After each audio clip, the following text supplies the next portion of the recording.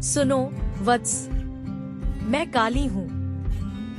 मैं वही हूँ जिससे तुम डरते भी हो और जिसकी शरण में आकर रोते भी हो।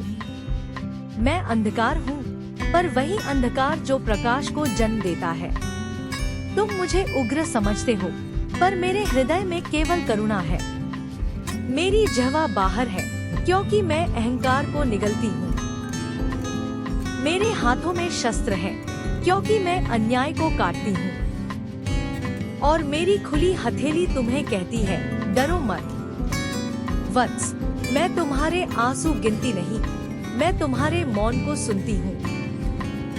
जब तुम थक कर बैठ जाते हो, जब दुनिया तुम्हें बोझ समझने लगती है, तब मैं तुम्हारे भीतर शक्ति बनकर खड़ी होती हूँ। तुम पूछते हो, माँ दुख क्यों है? क्योंकि तुम शक्तिशाली बनो, इसलिए। सोना आग में तप कर ही चमकता है और आत्मा परीक्षा से गुजर कर ही जागती है। मैं विनाश करती हूँ, हाँ, पर केवल उसी का जो तुम्हें बांधता है। डर, लोभ, अहंकार, झूठ, अन्याय। जो टूटता है वह अंत नहीं है वत्स, वह नई शुरुआत है। जब तुम्हें लगे कि सब समाप्त हो गया, समझ लेना, माँ काली आ चुकी है। मैं न स्त्री हूँ न पुरुष, मैं समय हूँ। मैं जन्म से पहले भी थी और मृत्यु के बाद भी रहूंगी।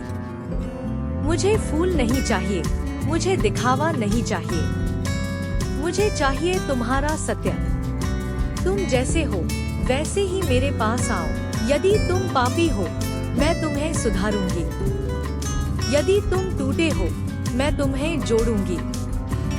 यदि तुम अकेले हो, मैं तुम्हारे साथ खड़ी रहूंगी।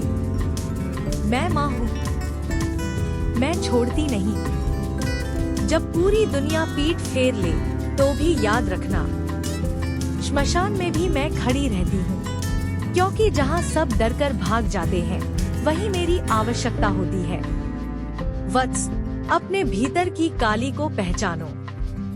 वह जो गलत के सामने झुकती नहीं, वह जो सच के लिए लड़ती है, वह जो खुद को कमजोर मानने से इनकार करती है।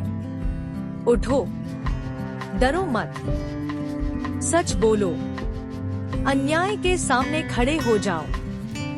क्योंकि जिसके हृदय में सत्य है, उसके पीछे माँ काली स्वयं खड़ी है। जय माँ काली, जय शक्ति।